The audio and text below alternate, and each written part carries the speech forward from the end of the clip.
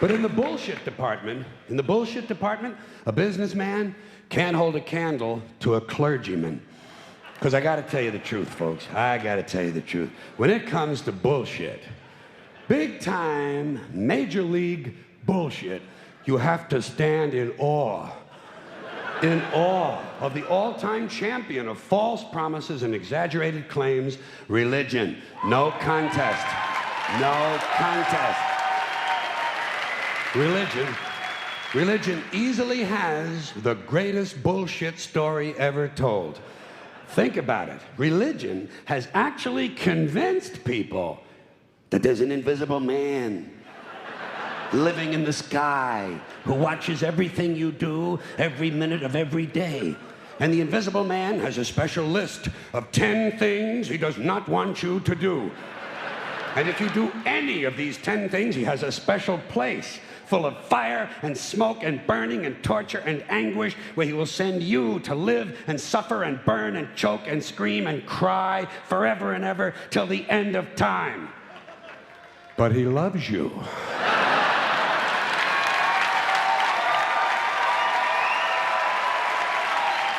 He loves you. He loves you and he needs money. He always needs money. He's all powerful, all perfect, all knowing, and all wise. Somehow, just can't handle money.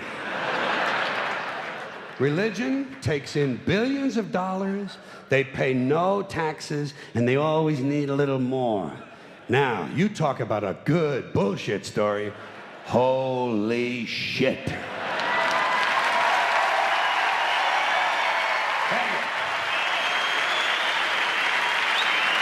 Thank you. But, thank you very much.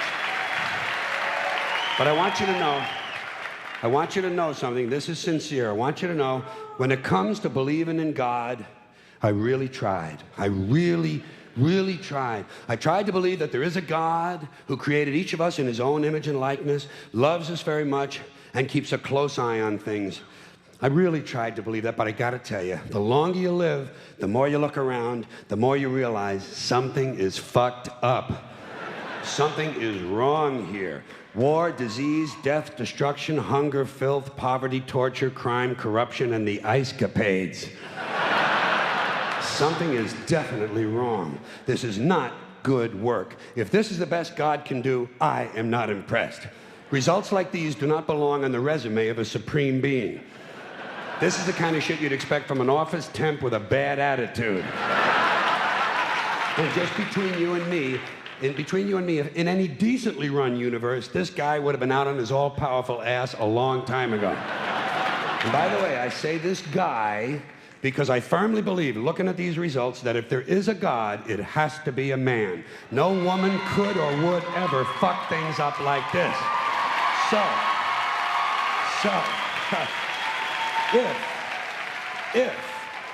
If there is a God, I think most reasonable people might agree that he's at least incompetent and maybe, just maybe, doesn't give a shit.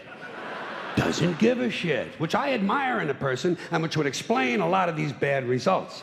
So rather than be just another mindless religious robot, mindlessly and aimlessly and blindly believing that all of this is in the hands of some spooky, incompetent father figure who doesn't give a shit, I decided to look around for something else to worship, something I could really count on. And immediately, I thought of the sun. Happened like that. Overnight, I became a sun worshiper. Well, not overnight. You can't see the sun at night. But first thing the next morning, I became a sun worshiper. Several reasons. First of all, I can see the sun, okay? Yeah. Unlike some other gods I could mention, I can actually see the sun. I'm big on that. If I can see something, I don't know, kind of helps the credibility along, you know? So every day I can see the sun as it gives me everything I need: heat, light, food, flowers in the park, reflections on the lake, an occasional skin cancer, but hey, at least there are no crucifixions, and we're not setting people on fire simply because they don't agree with us.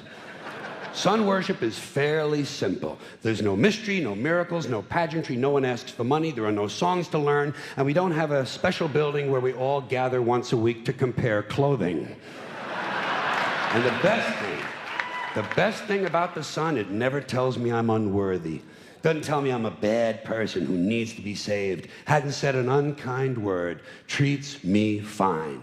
So I worship the sun. But I don't pray to the sun. Know why? I wouldn't presume on our friendship. It's not polite. I've often thought people treat God rather rudely, don't you? Asking trillions and trillions of prayers every day, asking and pleading and begging for favors. Do this, give me that, I need a new car, I want a better job. And most of this praying takes place on Sunday, his day off. It's not nice, and it's no way to treat a friend. But people do pray, and they pray for a lot of different things. You know, your sister needs an operation on her crotch. Your brother was arrested for defecating in a mall. But most of all, you'd really like to fuck that hot little redhead down at the convenience store. You know, the one with the eye patch and the club foot, huh? Can you pray for that? I think you'd have to. And I say, fine, pray for anything you want. Pray for anything. But what about the divine plan? Remember that? The divine plan. Long time ago, God made a divine plan. Gave it a lot of thought, decided it was a good plan, put it into practice. And for billions and billions of years, the divine plan has been doing just fine. Now you come along and pray for something. Well, suppose the thing you want isn't in God's divine plan. What do you want him to do? Change his plan? Just for you? Doesn't it seem a little arrogant? It's a divine plan. What's the use of being God if every rundown schmuck with a $2 prayer book can come along and fuck up your plan? And here's something else, another problem you might have. Suppose your prayers aren't answered. What do you say? Well, it's God's will. Thy will be done. Fine, but if it's God's will and he's going to do what he wants to anyway, why the fuck bother praying in the first place? Seems like a big waste of time to me. Couldn't you just skip the praying part and go right to his will? It's all very confusing. So to get around a lot of this, I decided to worship the sun. But as I said, I don't pray to the sun. You know who I pray to? Joe Pesci. Joe Pesci. Joe Pesci. Two reasons. First of all, I think he's a good actor, okay? To me, that counts. Second, he looks like a guy who can get things done. Joe Pesci doesn't fuck around. Doesn't fuck around. In fact, Joe Pesci came through on a couple of things that God was having trouble with. For years, I asked God to do something about my noisy neighbor with the barking dog. Joe Pesci straightened that cocksucker out with one visit. It's amazing what you can accomplish with a simple baseball bat. So I've been praying to Joe for about a year now. And I noticed something. I noticed that all the prayers I used to offer to God and all the prayers I now offer to Joe Pesci are being answered at about the same 50% rate. Half the time I get what I want, half the time I don't. Same as God, 50-50. Same as the four-leaf clover and the horseshoe, the wishing well and the rabbit's foot. Same as the mojo man. Same as the voodoo lady who tells you your fortune by squeezing the goat's testicles.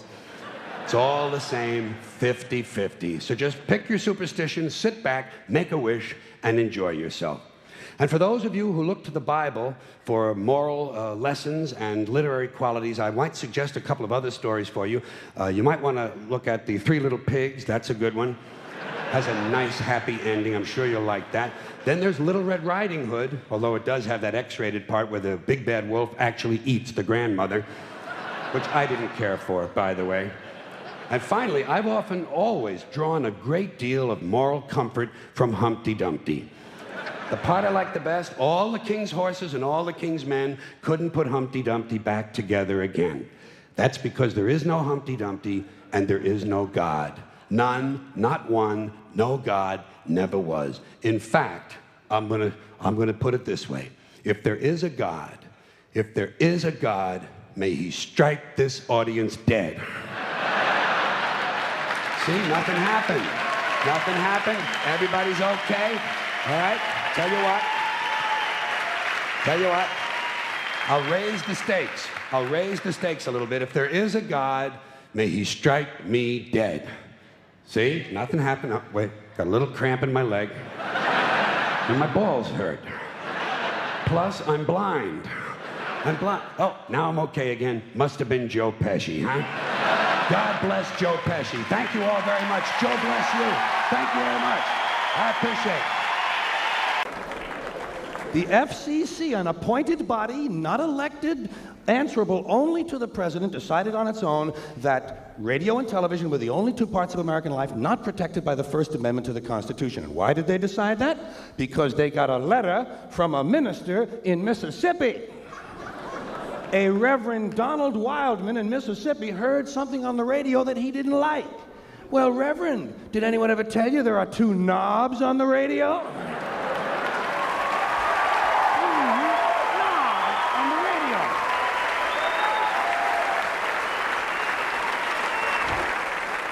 Of course, I'm sure the Reverend isn't that comfortable with anything that has two knobs on it. But hey, Reverend, there are two knobs on the radio. One of them turns the radio off, and the other one changes the station. Imagine that, Reverend. You can actually change the station. It's called freedom of choice, and it's one of the principles this country was founded upon. Look it up in the library, Reverend, if you have any of them left when you finish burning all the books.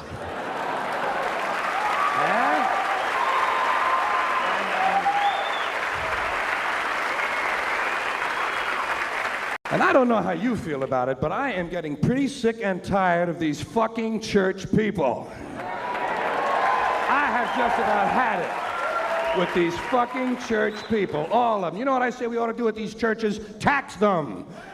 Tax these motherfuckers. If they're so interested in politics and government policy and public policy, let them pay their admission price like everybody else. Tax them. Hey, the Catholic Church alone could wipe out the federal budget deficit if all you did was tax them on their real estate holdings. Here's another slogan.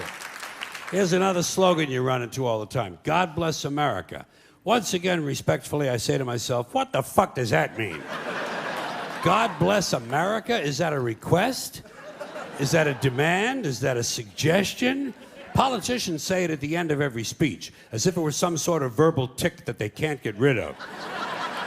God bless you and God bless America. God bless you and God bless America. I guess they figure if they leave it out, someone's going to think they're bad Americans. Let me tell you a little secret about God, folks. God does not give a flying fuck about America, okay? He doesn't care. He never cared about this country. He never has, he never will. He doesn't care about this country any more than he cares about Mongolia, Transylvania, Pittsburgh, the Suez Canal, or the North Pole. He simply doesn't care, okay? He doesn't care. Listen, hey, there are 200 countries in the world now. Do these people honestly think that God is sitting around picking out his favorites? Why would he do that? Why would God have a favorite country? And why would it be America out of all the countries? Because we have the most money? Because he likes our national anthem?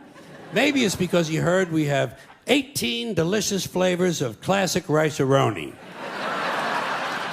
It's delusional thinking. It's delusional thinking, and Americans are not alone with these sort of delusions. Military cemeteries around the world are packed with brainwashed, dead soldiers who were convinced God was on their side. America prays for God to destroy our enemies. Our enemies pray for God to destroy us. Somebody's going to be disappointed. Somebody's wasting their fucking time. Could it be everyone? Now.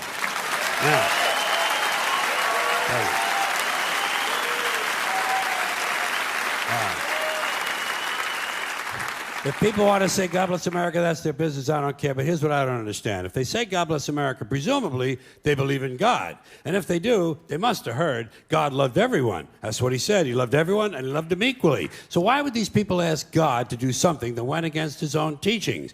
You know what these God bless America people ought to do? They ought to check with that Jesus fellow they're so crazy about. They're always talking about what would Jesus do? What would Jesus do? They don't want to know so they can do it. They just want to know so they can tell other people to do it. Well, I'll tell you what Jesus would have done. I'll tell you what Jesus would have done. He would have got up on the top of the Empire State Building and said, God bless everyone around the world forever and ever till the end of time. That's what Jesus would have done, and that's what these people should do, or else they should admit that God bless America is really just some sort of an empty slogan with no real meaning except for something vague like good luck. Good luck, America, you're on your own, which is a little bit closer to the truth. I started to question all this stupid hat shit when I was a kid. When I was a kid, I was a Catholic, at least until I reached the age of reason, okay?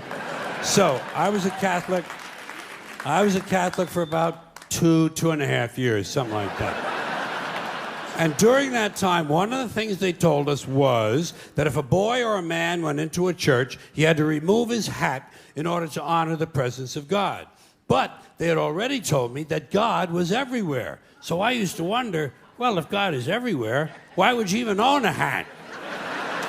Why not show your respect? Don't even buy a fucking hat. And just to confuse things further, they told the women exactly the opposite. Catholic women and girls had to cover their heads when they went into church. Same as in certain temples, Jewish men have to cover their heads in those temples. In those same temples, Jewish women not allowed to cover their heads. So try to figure this shit out. Catholic men and Jewish women, no hats. Catholic women and Jewish men, hats. Somebody's got the whole thing totally fucking backwards, don't you think? And, you know... And what is this religious fascination with headgear? Every religion's got a different fucking hat. Did you ever notice that? The Hindus have a turban, the Sikhs have a tall white turban, Jews have a yarmulke, the Muslims have the keffiyeh, the bishop has a pointy hat on one day and a round hat on another day, cardinal has a red hat, pope has a... Everybody's got a fucking hat. One group takes them off, the other group puts them on. Personally, I would never want to be a member of any group where you either have to wear a hat or you can't wear a hat. I think...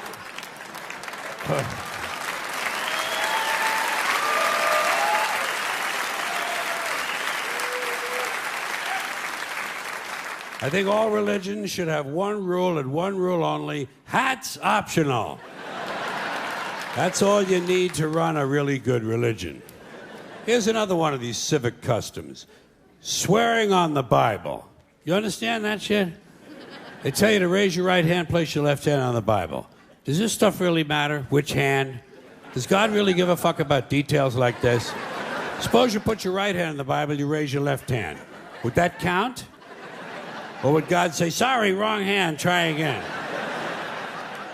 And why does one hand have to be raised? What is the magic in this gesture? This seems like some sort of a primitive voodoo mojo shtick. Why not put your left hand on the Bible, let your right hand hang down by your side? It's more natural. Or put it in your pocket. Remember what your mother used to say? Don't put your hands in your pockets. Does she know something we don't know? Is this hand shit really important? But let's get back to the Bible, America's favorite national theatrical prop. Suppose the Bible they hand you to swear on is upside down, or backward, or both, and you swear to tell the truth on an upside down, backward Bible. Would that count?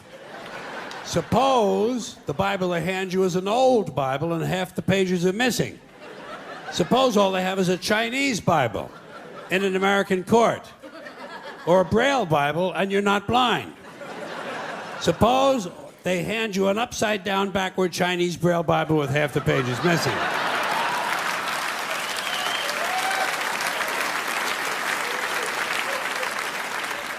At what point does all of this stuff just break down and become just a lot of stupid shit that somebody made up? They fucking made it up, folks. It's make-believe. It's make-believe. Now, all right. Okay. Let's leave the Bible aside. We'll get back to the science fiction reading later.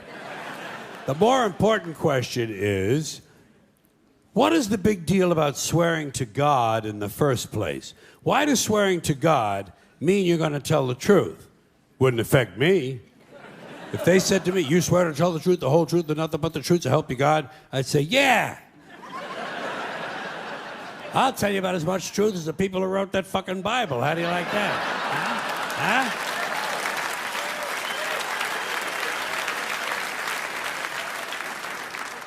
Swearing on the Bible doesn't mean anything. It's kid. Swearing to God is kid stuff. Remember when you were a kid, if you told another kid something he didn't quite believe, he'd say, "You swear to God?"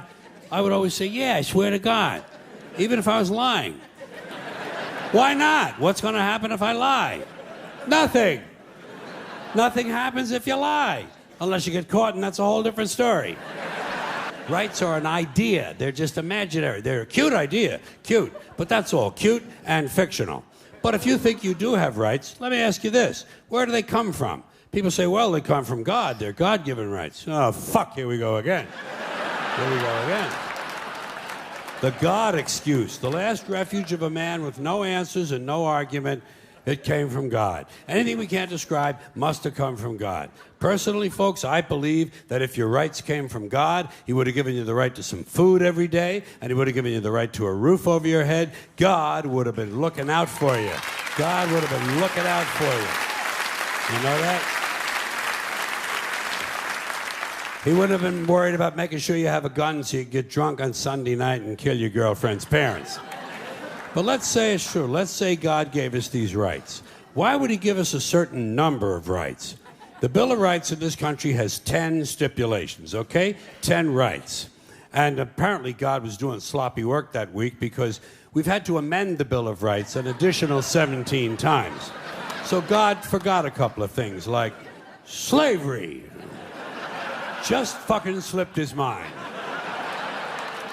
But let's say God gave us the original 10. He gave the British 13. The British Bill of Rights has 13 stipulations. The Germans have 29. The Belgians have 25. The Swedish have only 6. And some people in the world have no rights at all. What kind of a fucking goddamn God-given deal is that? No rights at all? Why would God give different people in different countries different numbers of different rights? Boredom? Amusement?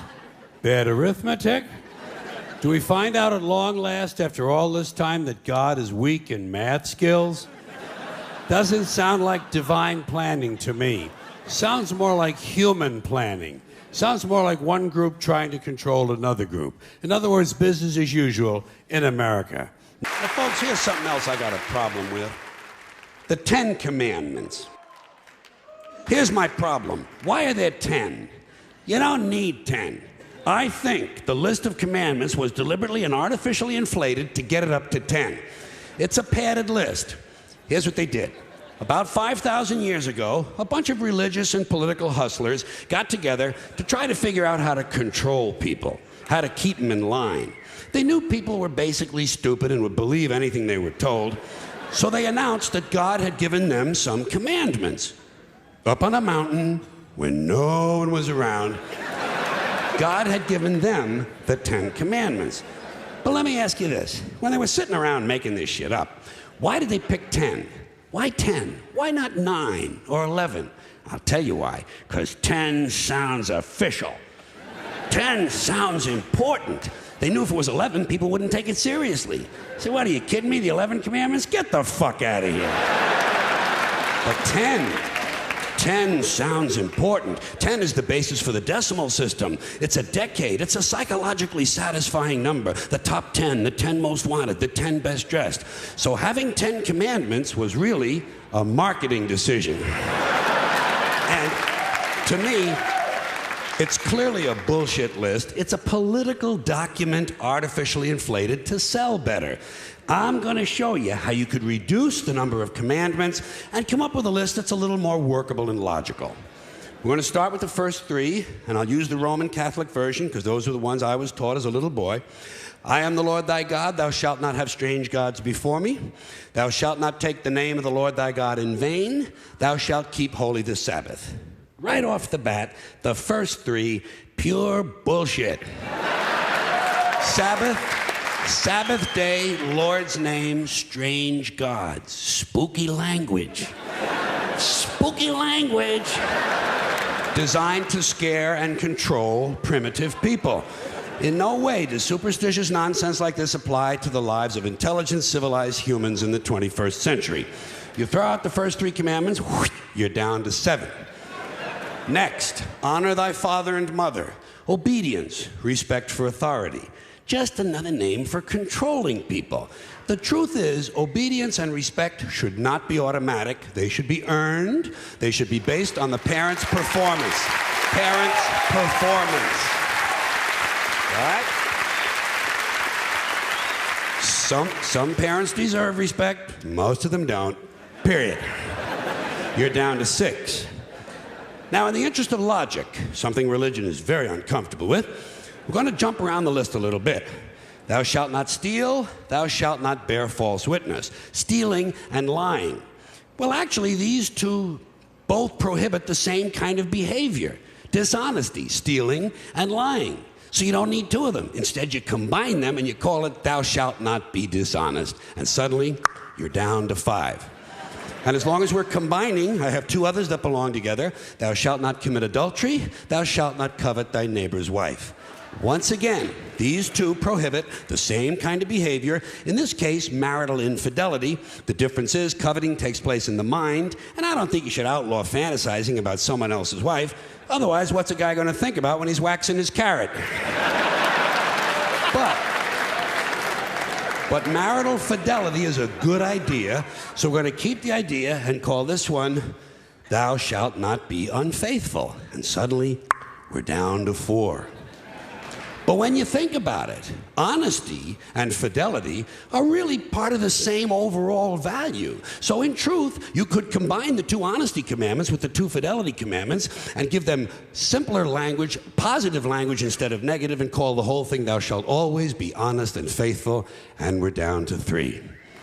Thou shalt, they're going away fast. Thou shalt not covet thy neighbor's goods. This one is just plain fucking stupid.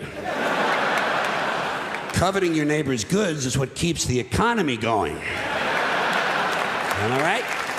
Your neighbor gets a vibrator that plays "O Come All Ye Faithful." You want to get one too. Coveting creates jobs. Leave it alone.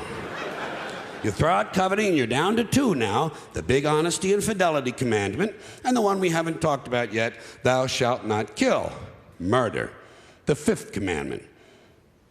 But when you think about it, religion has never really had a big problem with murder. Not really. More people have been killed in the name of God than for any other reason. All you have to do... Sure.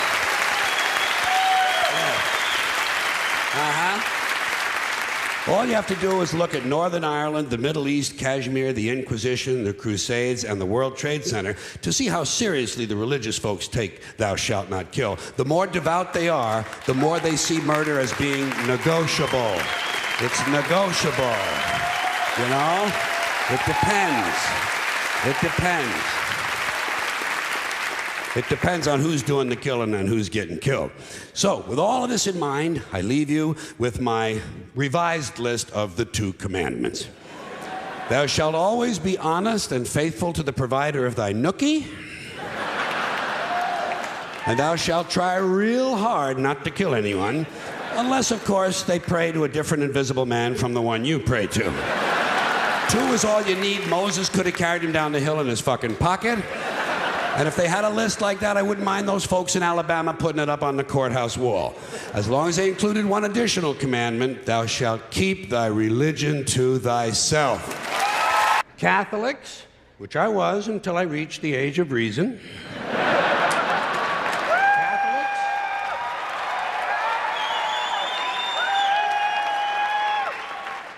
Catholics and other Christians are against abortions, and they're against homosexuals. Well, who has less abortions than homosexuals? Leave these fucking people alone, for Christ's sakes. Here is an entire class of people guaranteed never to have an abortion. And the Catholics and Christians are just tossing them aside. You'd think they'd make natural allies. Go look for consistency in religion. And speaking to my friends, the Catholics, when John Cardinal O'Connor of New York and some of these other cardinals and bishops have experienced their first pregnancies and their first labor pains and they've raised a couple of children on minimum wage, then I'll be glad to hear what they have to say about abortion. I'm sure it'll be interesting. Enlightening, too. But, in the meantime, what they ought to be doing is telling these priests who took a vow of chastity to keep their hands off the altar boys. Keep your hands to yourself, Father. You know? When Jesus said, "Suffer the little children, come unto me," that's not what he was talking about.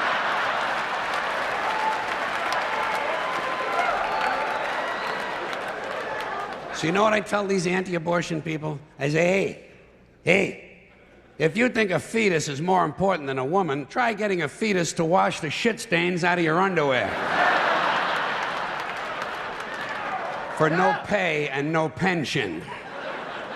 I tell them, think of an abortion as term limits. That's all it is. Biological term limits. But you know, the longer you listen to this abortion debate, the more you hear this phrase, sanctity of life. You've heard that, sanctity of life. You believe in it? Personally, I think it's a bunch of shit. Well, I mean, life is sacred? Who said so? God? Hey, if you read history, you realize that God is one of the leading causes of death. Has been for thousands of years. Hindus, Muslims, Jews, Christians, all taking turns killing each other because God told them it was a good idea. The sword of God, the blood of the Lamb, vengeance is mine. Millions of dead motherfuckers. Millions of dead motherfuckers, all because they gave the wrong answer to the God question. You believe in God? No. Dead. You believe in God? Yes. You believe in my God? No. Dead. My God has a bigger dick than your God.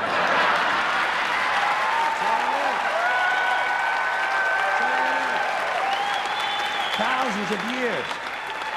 Thousands of years, and all the best wars, too. The bloodiest, most brutal wars fought, all based on religious hatred, which is fine with me. Hey, anytime a bunch of holy people want to kill each other, I'm a happy guy.